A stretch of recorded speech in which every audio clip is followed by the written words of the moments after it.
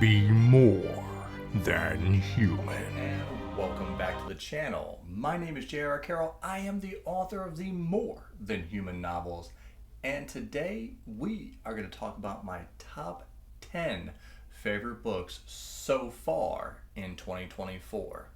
We've reached the halfway point, so I thought it would be good to kind of check in and see where we're at and put the top 10 books up there and see at the end of the year how many of them keep their spots here. So let's dive right in. Number 10 is going to be The Night by Will White.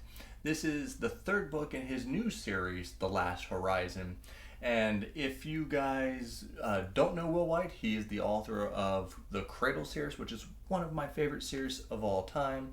Last year he started this series right as he was ending. Like, he did the first book right when he did the last book in Cradle, kind of give himself a little boost up there.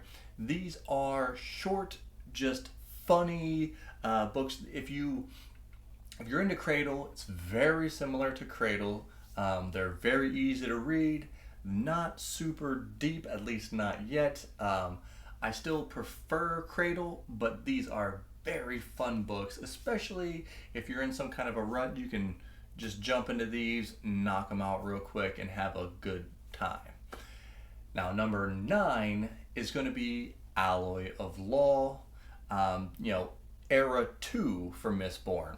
I really liked Alloy of Law because it's like, you're kind of your buddy cop, super fast paced. It doesn't quite have the magic of the original Mistborn, but it couldn't, because you were just introduced to this magic system in this world in the first book. So we already kind of know what we're getting here. Even though it's a new trilogy, it's a sequel in a sense.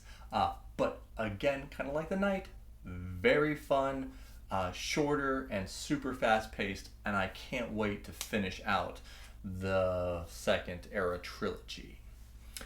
Now, number 8 is normally a lot higher on people's lists, but this is The Poppy War by R.F. Kuang. It is the story itself. It's almost grimdarkish. There's certain things that happen in here, and it's weird. For me, there are certain things that happen towards the end of the book that people are like, "Oh my God, I can't believe." But there's something that happens right at the beginning that she does to herself that some people might not think is super bad, but I don't know why it shook me. I was just like, why would you do that to yourself? But the story as a whole, I wasn't anything unexpected, anything new, anything that jumped out at me, but her writing is what kept me engaged. It happens very sparsely in any books that I read, that the writing is the reason that the book is good. But The Poppy War is definitely one of those reasons. Maybe the story will grip me more as we go on, but her writing was just magnificent and just really pulled me along in the story.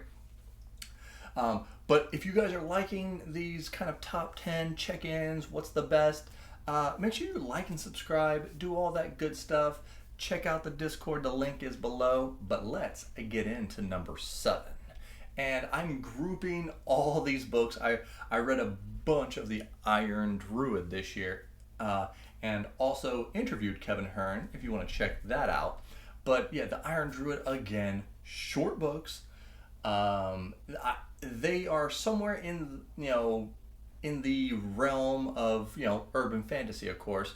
I always say that Jim Butcher, Richard Kadrey, and Kevin Hearn are like the trinity of urban fantasy, but the Iron Druid is the lightest of all of them. Not a lot of gore, not a lot of sexual stuff. I mean, there is, but he mostly just glosses over that. But it's very funny. Oberon is a great animal companion, one of the best of all time. So yeah, this is another book that is just, you can just toss them in anytime you want and you're gonna have a good time.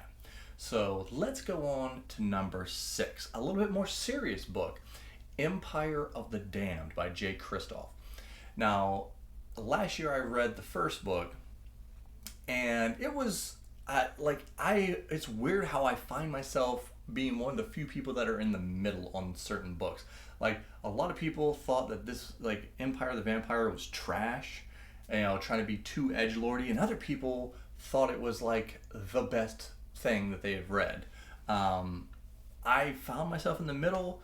I can see the edgelordiness stuff, like the F word in every single paragraph. And that doesn't really change too much here, but I think the story is deeper here. I think we're got to the point where it's like it's getting emotionally serious in this book, and that's why this book has risen to the top, towards the top of my list at number 6. Now let's get into the top half here, and number 5 is Satan's Affair by H.D. Carlton. The top 5 is actually going to be pretty much dominated by women here. It's very interesting. H.D. Carlton is best known for her Cat and Mouse trilogy with Haunting and Hunting Adeline, or Adeline. But Satan's Affair is about a woman known as Sibby. She has like this mental illness, but she's also a serial killer who hunts bad people, so she's kind of like a vigilante. But yeah, it's closer to like a novella, more of like a novella. But man, this book, if you like shocking type of books, a little bit of horror, a little bit of action, a lot of sexuality in this book, not gonna lie. But yeah, I just love that, a woman serial killer killing bad people. Come on now, that is, but this definitely is not the book for you if you have any triggers whatsoever. Super violent, super gory, super sexual, but a super fun story. Now number 4 is Trials of Empire by Richard Swan, the final book in the Empire of the Wolves trilogy. Richard Swan is the new It guy for Grimdark. This trilogy was amazing, one of my favorite trilogies, definitely one of the best trilogies I think that have been written in the last 4 or 5 years. I can't say too much about it. It ends just as weirdly as you would think if you've read the first 2 books, especially if you read the first book. This is a crazy story. Very hard hitting at the end. You will not be disappointed. Number 3 on my list is The Familiar by Leigh Bardugo. I personally never read the series that made her famous, which I think is Six of Crows, Blood and Bone, something to that effect. But I have read the Ninth House Alex Stern series, the first 2 in that, which the last one was Hellbent. And then I was like, you know what, this is a standalone book. I'm going to check it out. Leigh Bardugo is awesome.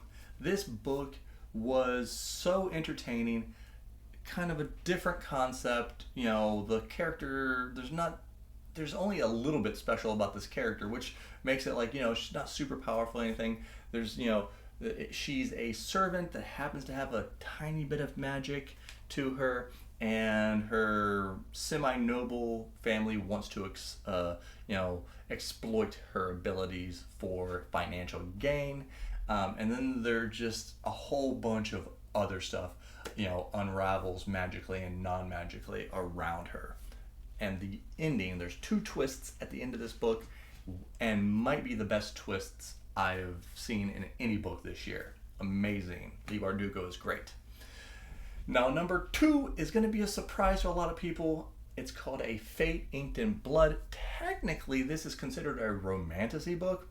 And if this is, I feel like this is more of a epic fantasy with a female lead that has a love story in it. It's not I've read several romantasies this year, and it is not your typical fantasy. This is the entry level for an epic fantasy fan to get into what they would call romantasy. Amazing. I'm telling you, I can't say this enough. I hope I see more epic fantasy fans read this book and give me their opinions, because I think this is a great series altogether outside of romantasy. Now, numero uno, if you have been watching this channel for the last 6 months, you'll probably know where I'm going to go with this, but the number one book so far is It by Stephen King. The biggest book I've ever read. I mean, this book was over 1,100 pages, but he really filled out all 1,100 pages. You get so attached to the characters in this. Me, Sarah from Sarah Reads, and Bryce from Shelf Centered. We all three of us did a discussion on this. The discussion went for like an hour and 10 minutes, and 50 some minutes of it was us just talking about the relationships and how we related to them. You know, we only spent about 10 minutes talking about Pennywise. That's how in-depth this book is. This book is so good, and normally I'm a person, when I start reading a book, I'm gonna read it every day until it's done. And I did do that on this book, but this book is structured in such a way that you could put this book down several times if you had to and come back a couple days later and pick it up. And because, I mean, it's so big, but it's also like, it feels like a trilogy in one. It is an amazing book. I now know why a lot of people put that in like their top 3 Stephen King books of all time. You know, right up there with like The Shining and The Stand. But yes, terrific book. Let me know, what are your top 10 books of the year so far? Hit them in the comments. If you like this, make sure you subscribe, like, you know, check out the Discord. We can discuss all kinds of stuff in there. And remember, be more than human.